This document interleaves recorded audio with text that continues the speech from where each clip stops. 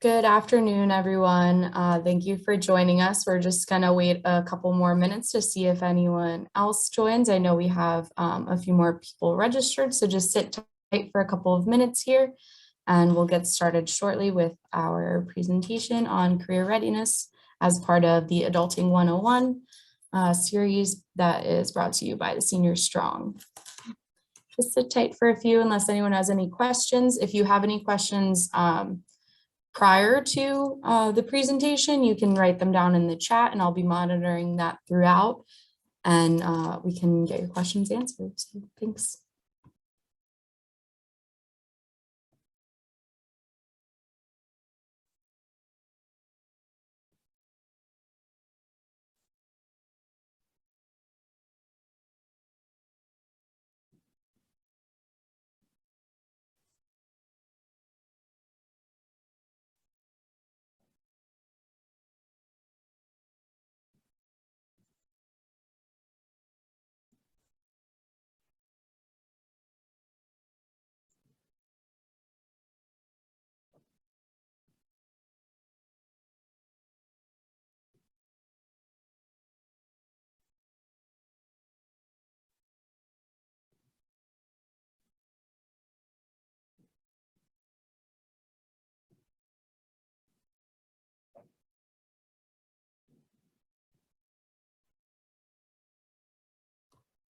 Okay, we have a few more people joining from the waiting room, and in just a moment here, we're going to get started. If you'd like to turn on your video and make this more of a discussion, it's going to be more of a discussion rather than a presentation. So if you feel comfortable turning on your video, please feel free to do so. But if not, totally fine. But I just want to welcome all of you and thank you for joining our first Adulting 101 webinar, as that's part of the Senior Strong campaign, which is brought to you by the Office of Development and Alumni Engagement. And I'd like to introduce you first to our speaker, our lead speaker for today, Joy. She's a TCNJ graduate, and I'm going to pass the floor over to her to give you some background about herself. And then we'll introduce Jennifer, who works in the Office of Career and Leadership Development here at TCNJ. And she's been a great help in setting up this event. So Joy, if you'd like to introduce yourself. Sure. Thanks, Julia. My name is Joy Barris. I was Joy DeSario when I was at TCNJ. I graduated in 1998. I'm currently a partner at the law firm of Potter, Anderson, and Caroon in Wilmington, Delaware, not too far from TCNJ. I chair our commercial real estate group, and I'm active on our recruiting committee. So that's where some of my experience comes from for today's discussion. Awesome, thank you. And then Jennifer, if you'd like to introduce yourself, and then we'll start off the discussion with Jennifer giving you some tips on negotiating a salary, and then we'll move on to Joy also with some tips there, and then working on resumes and applying and interviewing for job tips as well. Thank you. Yeah, so my name is Jennifer Broyles, and as Julia said, I work here at TCNJ in the Office of Career and Leadership Development. We're located in Roscoe Hall. I've been here since the summer, but I've worked in the career counseling, career advising area for, I'm going to date myself, almost 20 years. I worked at Rutgers for 12 years. I've worked at the University of Maryland. I worked at Rowan, and now I'm landing here at TCNJ. I'm a Rutgers alum, though. I'm not a TCNJ alum, but I am very impressed with all the students that I meet with and all the alums as well. So we're going to kind of work backward because I have to hop off at 12:30. And so I'll be talking about sort of closer to the end of the job searching process. We're going to sort of start negotiating. So you've done your resume, you've interviewed for a position, you've done really well, you've gotten an offer. And so you're at that point where they have offered you a position and they've offered you a salary. And so I'm just going to cover a couple of points to think about with regard to evaluating that salary and, what is, something that is acceptable to you. And so the first thing you want to think about when you're looking at a number, a salary you're given, is to really evaluate the whole package. You don't just want to look at that number. So they might say, well, we're going to give you $45,000, okay, just as an example salary. And you're just looking at that number like, well, I feel like I should make more than that. But what you want to make sure you're doing is to really look deeply into what that number actually entails. And what does that mean? That means looking at insurance benefits that the company may be offering. And you can always work with human resources if you have questions about health insurance, benefits like that. It's really important. Some companies have fantastic insurance benefits with low co-pays and low deductibles and things like that. And some, and I've experienced this, I've been on my husband's plan before, and with a large corporation, and the benefits, the insurance, not so great. So you really want to look at, what are the benefits that they're offering in terms of insurance, because that all kind of folds into the salary as well. The other thing to look at with that number is paid time off. How much paid time off are they giving you? When I first started working in the real world after college, this was a long time ago, but they gave me 2 weeks of vacation, which at that time, I won't tell you when that was a lot. And so nowadays it's very different, thankfully. Typically you're offered more than that, but that's something to look at. How much paid time off are you given? What kind of sick time are you given as well? So you really want to look at that as part of the number as well. Also, any other perks that might include. Some companies and organizations offer, gym memberships. Maybe there's a childcare center on site, which, at some point, whenever you have children, that's a wonderful thing. So you want to look at all those little benefits like that. And there might be other things that they may have, like discounts on rental cars and lots of different perks that you could get as an employee with that organization. So you really want to look at that number and look at the whole package, not just focus on that number. So once you've looked at that and you've decided, well, I think I might want to negotiate, you are welcome to ask the employer if there is flexibility in the salary. That's really one of the most professional ways to sort of approach this conversation. Is there flexibility in the salary? And then see what they say. Depending on the organization, really depends on what sector you're in, what industry, what field. They might not have a lot of flexibility, particularly if it's a nonprofit organization or if it's a public university or college or something like that. But it's always good to ask the question. And then you want to make sure if they say, well, we do have a little wiggle room, that's when you want to think about, okay, how much wiggle room do I want? What do I want to sort of negotiate up to? And so before you even have this conversation, before you ask if there's flexibility, you want to do a little research on your own. So find a range. Find the acceptable salary range in your field.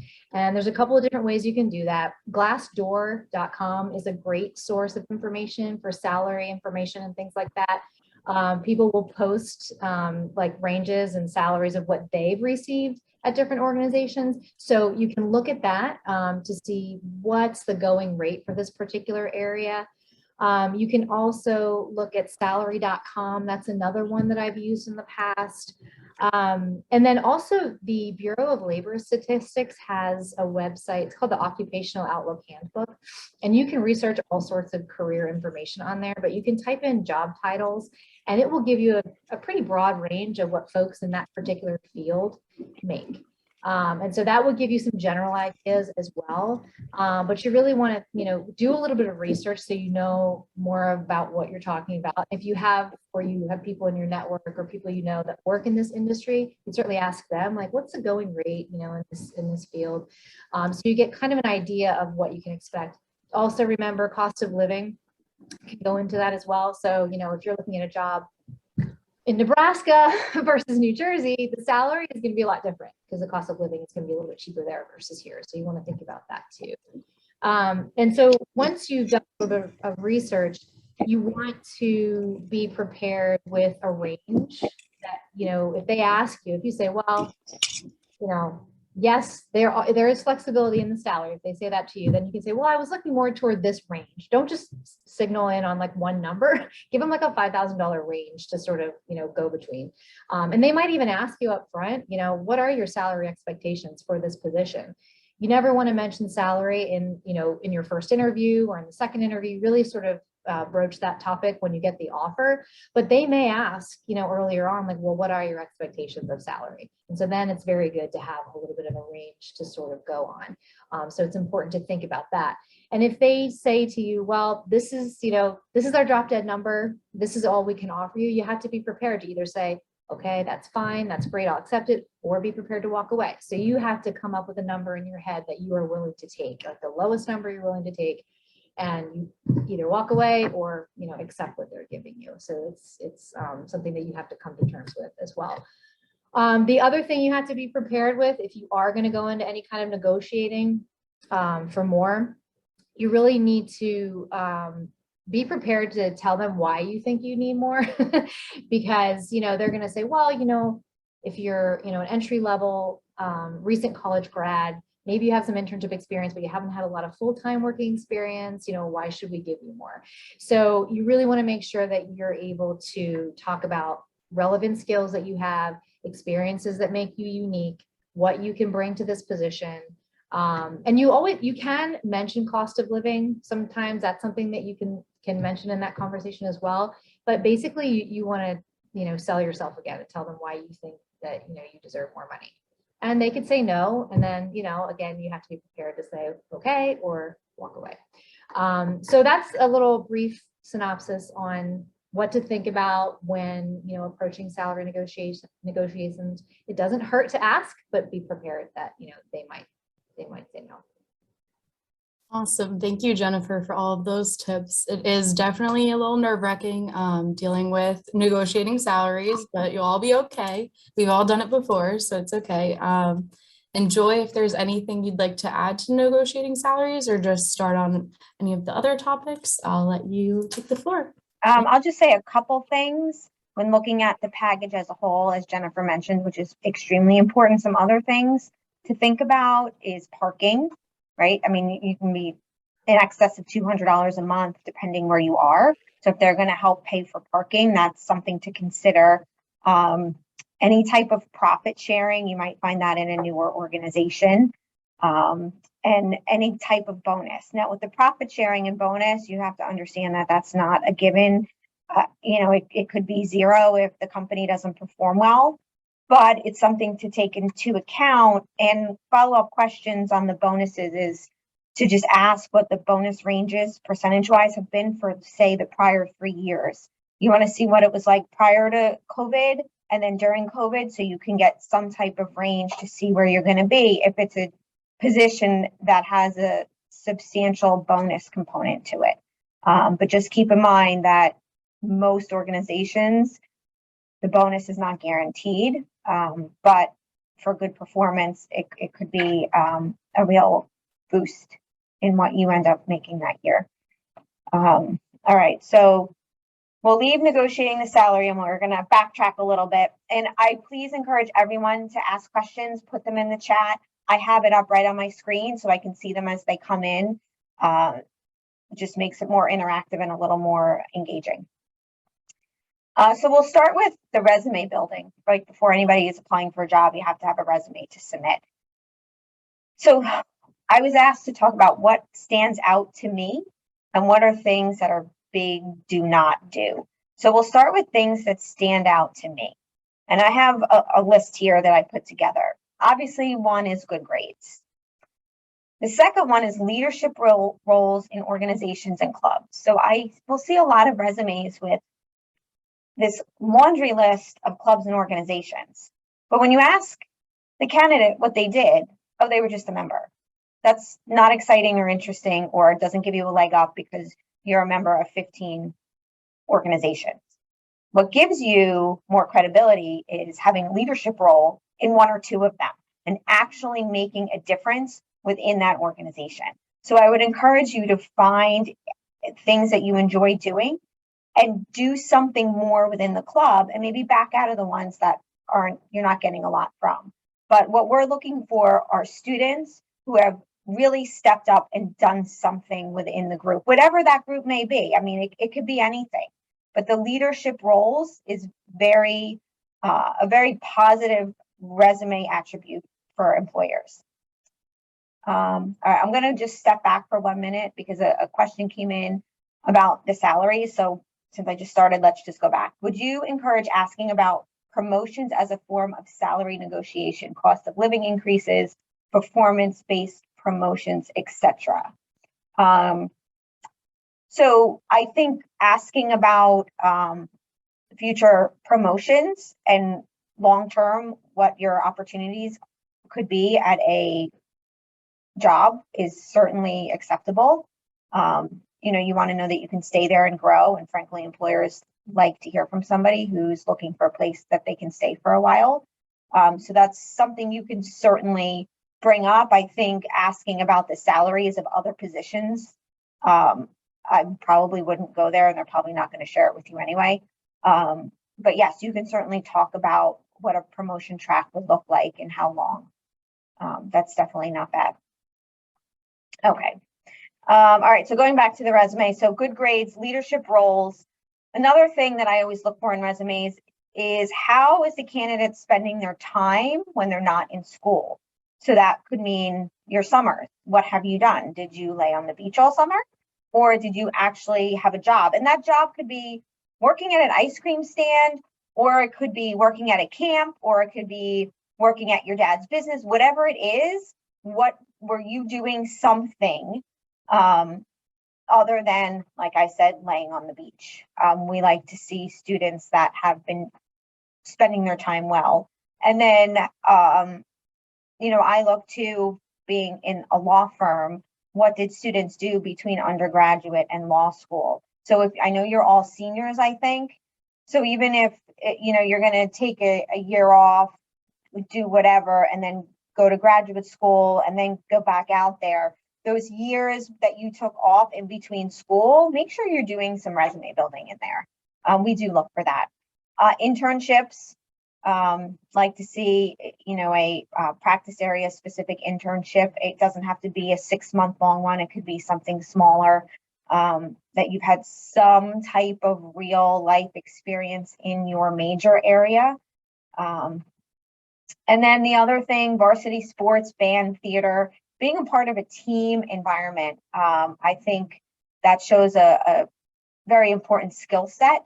So if you've done any of those things, make sure they stand out on your resume. Don't just put it like right at the bottom, in that other hobbies and the varsity starting pitcher and you just wrote baseball as a hobby at the bottom. Put it at the top, under your school that you did that, because again, it's quote just sports, but it really shows a whole other group of qualifications and characteristics that employers want to see. And the same goes for like band, theater, anything like that where you're working as a group. Make sure it stands out on your resume and talk about it. What not to do on your resume. What I said first, list a bunch of clubs or organizations in which you're a member, but you do absolutely nothing but maybe attend a meeting now and then. That's pretty much useless to any employer. They want people who are involved. So if you come to an organization and you're going to sit on a committee or a focus group or whatever, they want to know that you're going to be the type of person that actually gets involved. They're not just looking for another body to sit in an office or a cubicle somewhere. No typos. You cannot have typos on your resume. If you need to have 15 people review it, have 15 people review it. But that's going to be an immediate going in the not getting an interview box. Too wordy. Be concise, because chances are the person at the organization going through resumes is going through a lot of them. So they want to be able to glance at it and understand who you are pretty quickly. They don't want to read a paragraph about the summer you spent working at the ice cream shop. We know. So the less words that are more effective is going to get your resume attention. And again, career services, I'm sure, can help you and go through that. And I'm sure, when I was in college, we didn't have the internet. I know that's really hard to believe, but I'm sure you could do a lot of searching on Google and sample resumes and pick and choose. I mean, we do that with coming up with our bios for the firm website. I go and look at my competitors' bios and I, steal a sentence here, steal a sentence there, and you put it together. So I'm sure you can certainly do that with resumes to get ideas and concepts on how you want to describe something. but spend time on that. Make sure it's not overly wordy. I find some candidates like to use a lot of adjectives to describe themselves. We all know you're all hardworking. Otherwise, you wouldn't even have your resume with us. So we want something a little more unique in describing who you are and what you can bring to the table. Something else not to do is attempt to over-exaggerate roles and responsibilities. And that can tie into the being too wordy. Again, if you're working at the ice cream shop, unless you're managing the place or something of that level, just be real about what you were doing. Because if the interviewer starts asking you questions about your over-exaggerations, we're going to pick up in an instant that it wasn't 100% truthful, and you don't want to get stuck in that type of situation during an interview. I'm assuming, are most people doing in-person interviews, or are they still virtual? We've seen a combination with the students who are employing or interviewing. Yeah. Yeah. Especially for the in-person. I mean, we can tell right away if somebody's uncomfortable with what they're talking about, and you really shouldn't be uncomfortable about talking about anything that's on your resume. I mean, it should all be, right at the tip of your fingers to discuss anything. So those are my virtual. Okay, somebody said most are virtual. So those are my tips for the resumes. Just again, I'm not an HR person, just from what I've seen being on our recruiting committee. So hopefully you find some benefit in what I've shared so far. All right, so now you've done your resume. It's perfect. There's no typos. It has standout terms, and I can look at it for a minute and I know who you are and what you've done. The job hunting. So the first question is, how do you stay motivated during the job hunt? So, the first thing I would say is be selective and strategic. If you just start applying to hundreds of places, you're going to get so many rejections that it's going to really weigh in on the motivation level that you have. So be more strategic and think about positions that you really feel that you could bring something to the table. And then the second one, allow career services and/or your professors to provide guidance. They're all here to help you. And I know people want to do things on their own.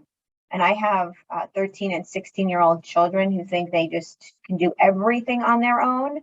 But all these people are here to help you, and they want to see you succeed. So talk to them and ask them about positions and jobs and companies that may be a good fit for you. None of them are going to tell you that they're not going to help you. So use all of your resources, and that will help with your motivation level. Think and act outside of your comfort zone. So again, instead of just dropping your resume to 500 different places, think about what you like doing. Think about the classes that you enjoyed the most. Think about why you enjoyed them, and use those to try to find some other positions or other types of companies that maybe weren't on your list right away, but that may tie back to some of the things that you really enjoyed in school. This is a good one. You don't need to fulfill every single requirement to apply for a job. So you need to look at the list of requirements and the job title and figure out whether or not you think you could do a good job at it.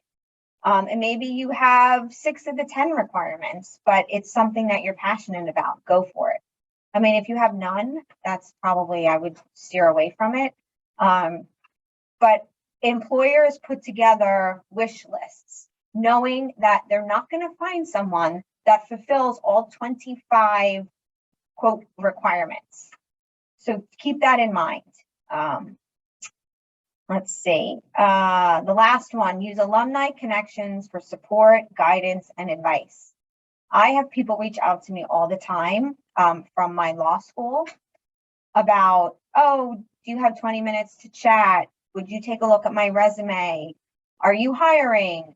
I would use your alumni connections. It's huge. And I can't imagine you're going to find an alumni who says, no, I don't think that's ever going to happen. So if you're interested in a company, do your research and see if there's anybody from that company who went to TCNJ and reach out to them directly. I can tell you that that's how I got my start at my first law firm. I went to TCNJ and then I went to Villanova for law school. And there was a particular firm that I really wanted to work in. I did not get an interview through the on-campus recruiting process where, hundreds and hundreds of resumes get dumped and they go through them. I reached out to a partner at the law firm in the office I wanted to work in, who graduated from Villanova Law, with a cover letter, and I got the interview and I ended up being there for 12 years and making partner. So I'm telling you, alumni connections can start your career. You can still do the resume dump in, however that works now. I mean, we physically had like bins that we put resumes in. I'm sure it's all electronic now, and you can submit it that way, but you can also send a letter with your resume to an alumni and introduce yourself and make that connection. And I guarantee you it will get read, especially if it's someone who's not in the recruiting part. They're actually in a position or in a department that you would be interested in. So I can't emphasize enough the alumni connection. And your career services office can help you with finding the right alumni to connect with too. At least I'm assuming that's true. Yeah. All right. Let's see, we have some questions. This is perfect. What are your thoughts on resumes that are more than one page long? My rule, when I don't ever see them that are more than one page unless it's a very, very senior position, like we're looking for a new COO. Their resumes are going to be more than one page and you want it to be. But for entry out of college, one page should be more than sufficient for you to get across what you've done so far. What should I do if I'm presented an offer and the firm needs a response about my acceptance, but I still want to keep looking for another job? Well, I have the non-PC answer to that.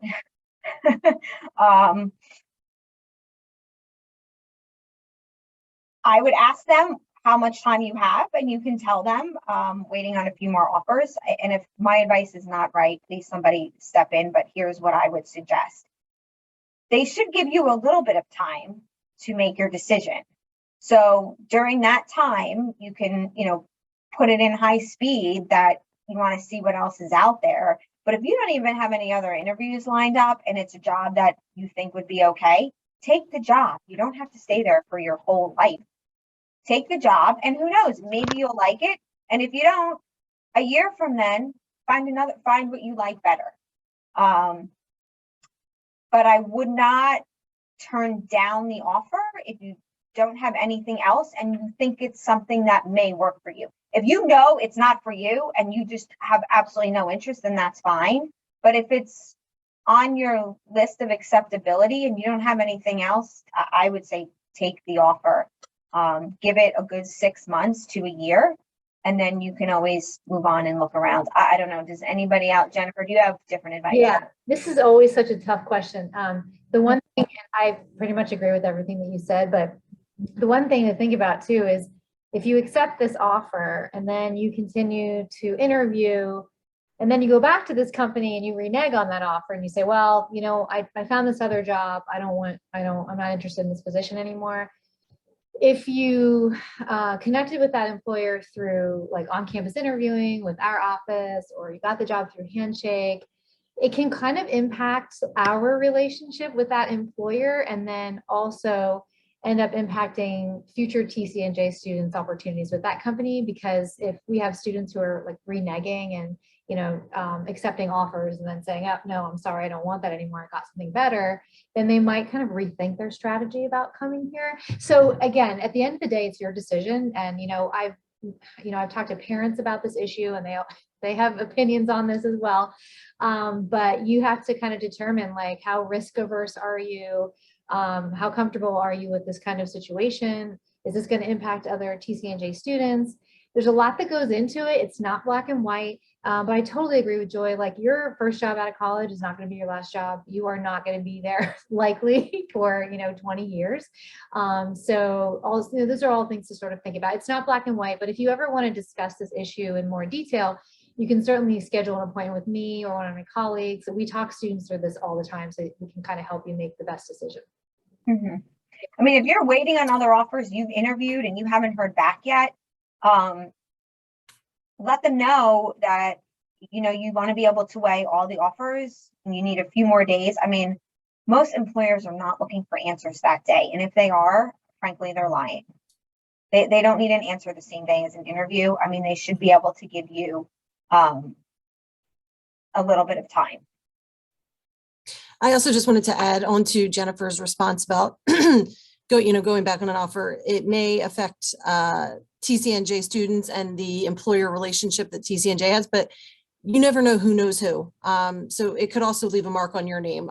So you obviously don't make a habit of it. If there's some one-off circumstance, then you probably kind of forge through that as needed, but certainly don't make a habit of it, because employers know other employers, employees know other employees, and it wouldn't be something that you would want associated with your name going forward in your career, especially when you're starting out. Another great question: what types of documents should one generally bring to an interview? I would recommend hard copies of your resume. In case somebody wants it, they may say, "Oh, I already have it," but this way they have it. And I don't know, I would say maybe a transcript, just so you have it. I would assume everything is electronic and people should have it, but in case they don't, those are the only two things I could think of that you would possibly need to bring to an interview. Is there anything else? I don't know, Pam. Maybe a portfolio, depending on the industry, portfolio of work, if it's industry specific.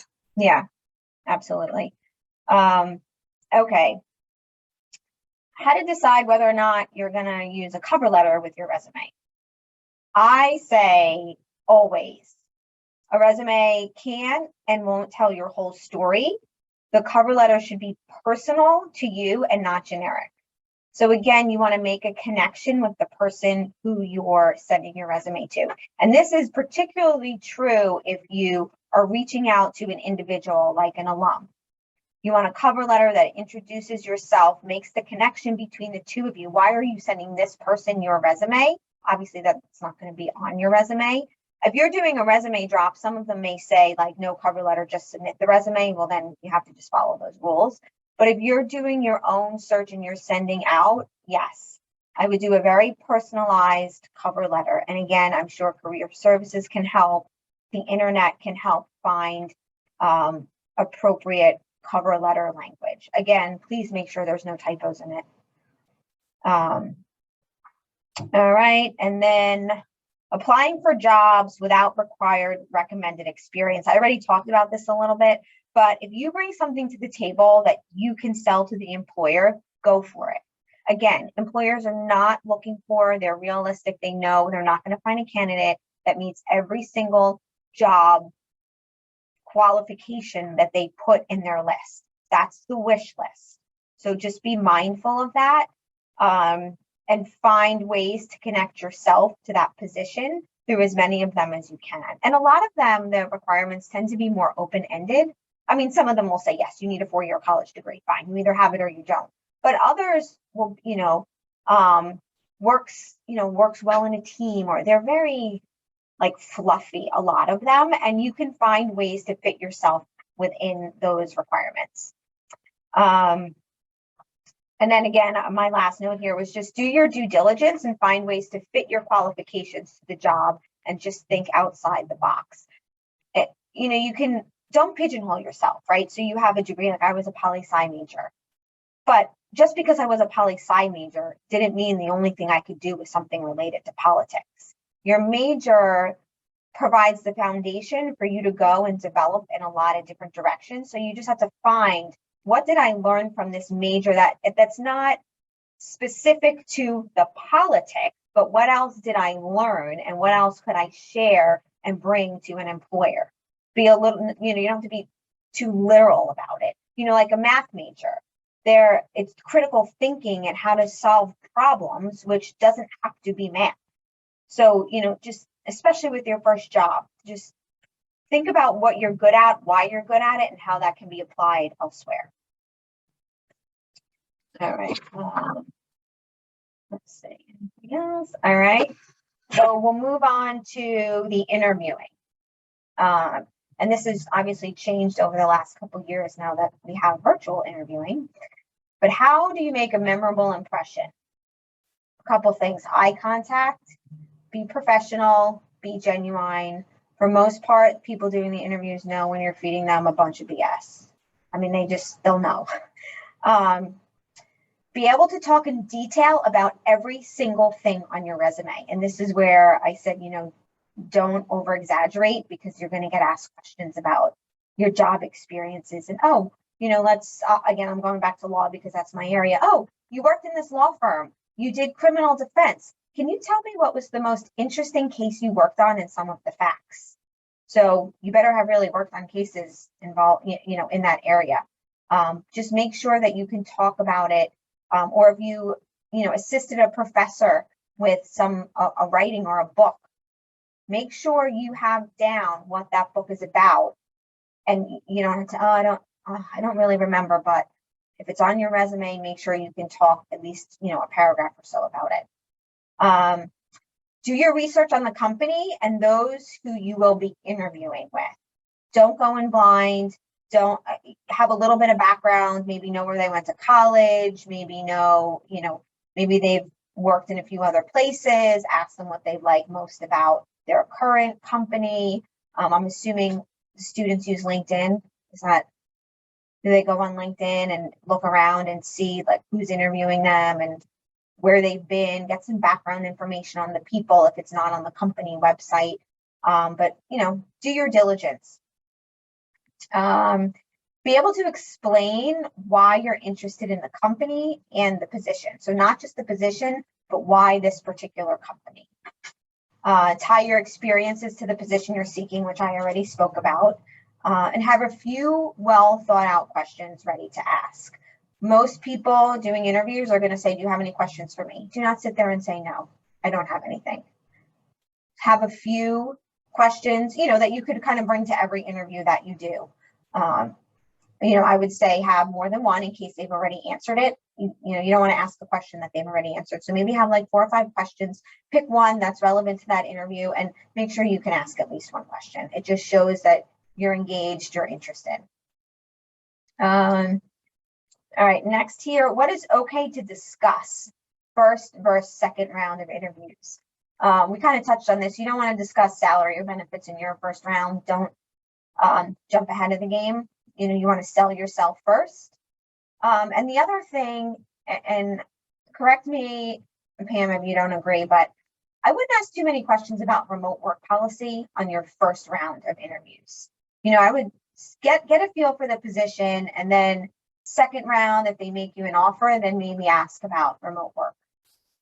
So for the remote work options, it again depends on the type of job that you're looking for. So if you're going to be a doctor, I feel like you would probably have to work in person most of the time. Yeah. So it depends on the job role there. If they don't list that there's a remote option on the job description or anytime throughout it, there probably isn't an option for it, because I've done a couple different job hunts throughout COVID so far, and all of them have listed if there were remote options or temporary remote options or anything like that. But definitely something you can ask in certain situations. But obviously, if you're going to go be a surgeon, you're going to need to be in person. So think of it that way, but don't be like, I need to be home. Yeah. Because that's not right. Yeah. And it's still unsettled. I think where companies are ultimately going to come out on this remote work thing, it's going to take a few years to figure that out. But I can say, my law firm, we have a graduated work from home policy. So If you're a first or second year in a law school, you can work from home one day. If you're more senior too, we have it. And then senior and partner levels can kind of do what they want, but we're encouraged to be here a couple of days a week because that's how you learn. So even if you are looking for remote work and you find a job, but they want you in the office 3 days a week, it's only to make you better at whatever your career path is going to be, because that person-to-person learning cannot be replicated virtually in a lot of instances. And you want to grow with the company. You want to be seen. You want to be, get more involved. So I think putting it out there that you're looking for more remote options may not put you at the top of the candidate list. Let's see. What not to do when you're on your interview. Do not ask personal questions. Don't ask about people's ages. Don't ask if they have children. And I know, you just want to start up a conversation. Those questions shouldn't be asked of you, so you shouldn't be asking them to the person doing the interviewer. Now, if they mention that they have kids and there's a little lull, you could say, oh, how old are your children? That would be appropriate, but I wouldn't start and ask them if they have children, and anything that's super personal. Name dropping. So let's say you got the job because your husband's cousin's aunt works at the company and they were able to pass your resume along. Do not sit down and start with that. Nobody wants to hear that. If your name is coming through somebody else, the person doing the interview already knows it. But what I would do is go back to that person and ask them questions about the company, so that when you do your interview, you can sound like you know what you're talking about and you did your diligence. But I wouldn't sit there and name drop, oh yeah, my neighbor works here and does this. I mean, nobody really wants to hear that, and that's not going to get you a job. Again, maybe those connections behind the scenes get your resume where it needs to go. So I would avoid the name dropping. Don't talk about controversial topics or politics. COVID's included in that. People have different views. I would not even bring it up unless for some reason it's brought up to you, but I can't imagine it would be. If you're doing a virtual interview, this is key. Do not have anything inappropriate hanging up behind you. I have done interviews with some very interesting posters in the background. Not good. I mean, a blank wall, as I sit here with all this stuff on the wall behind me, but it's pretty, I think it's mostly stuff my kids made for me in school. Maybe the blank wall may be the best way to go. But, even music choices, like just clean slate, as if you were sitting in that person's office. They wouldn't know what you have hanging in your house just because it's a virtual interview. Same thing applies. And then the other thing, the constant moving around, just sit still. It's very distracting to the person doing the interview. And I know it may seem petty and ridiculous, but when a person has to sit and do 10 virtual interviews in a row, things like that are going to get you dinged. So, you wouldn't sit in somebody's office doing that. So don't do it when you're on the screen. Obviously, don't eat, taking a sip of water, or, I always have my Starbucks cup, whatever. That's fine. And, I say all this, some of it seems so ridiculous, but I've seen it all. I've seen all of it over the past 2 years. So those are my suggestions for having your interview go well. And then the next question, do you do a follow-up email to the person who conducted the interview or the multiple people? I say always send an email. Keep it short, 2 to 3 sentences, and do not expect a response. The person doing the interviews is probably interviewing a lot of people. They don't want to give the wrong impression to anybody. They take note that they received that email from you. When I get them, I pass them along to our woman who kind of heads up the attorney and recruiting, so they know it was there. I do not respond, but if I don't get one from somebody, the person handling all this, they know. So I would just send 1 or 2 sentences. If you had some kind of connection with the person, like it turns out you both went to the same high school or something, maybe reference that. They'll remember who you are. But again, just short and sweet. Thank you. I do get some handwritten thank you notes once in a while, but I don't think that's necessary. So that's all I have. And I think it's just 12:45. I know you guys are all busy, but does anybody have any other questions or comments, or think anything I said is just not applicable because I'm substantial decades older than all of you, and that's just not how things work anymore? Well, I thought it was all great, and I I think, I mean, I might be a little biased, but I thought what you presented was awesome information. And I also just want to mention for the students, if you do have further questions, the career service department is there for you. And you can schedule one-on-one career advising sessions where they can go over resumes. So after you take all of the wonderful tips that Joy has given you, make sure you have no typos and everything.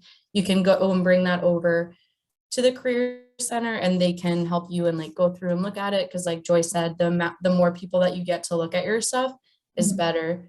Another thing that you can do with the career center is join Handshake. And that's really good. Another way to connect to alumni to talk about different jobs and different job opportunities. Same with TCNJ Link. As Joy mentioned earlier, a lot of getting an interview is who you know, and you sending that personal email or that personal message to, or personal cover letter to someone that might work at a company you're interested in that went to TCNJ, that helps you get further in the door. So just those little tips that you might not want to use because you're like, I want to do it by myself, it'll be okay. Use them. We have all these resources, use everything that you can, take advantage of it. Take advantage of alumni like Joy who coming back and do great things like this, who share just the wealth of knowledge that they have. If there's any questions, you can write in the chat or just pop off of mute and ask now.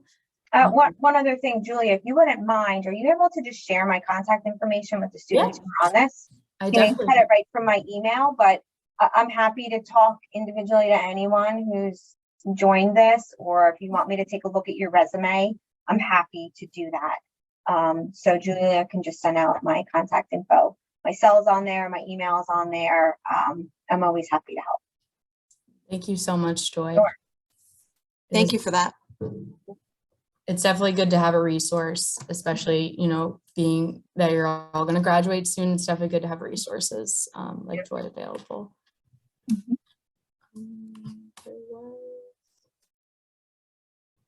If there's no other questions, I think we can wrap up for today. But I just wanted to thank Joy one more time and Jennifer, who's off the call now. But if anyone has any questions regarding any of this, I'll be sending out the information for Joy's contact. I'll be sending that out over, and our next Adulting 101 webinar will be 2 weeks from today, and that'll be focused on real world readiness. So that'll focus more on selecting insurance plans and things of that nature, since we had Joy to help us with the career side. So it's good. Right. All right. Thank you, everyone. Enjoy the rest of your day. Thanks again.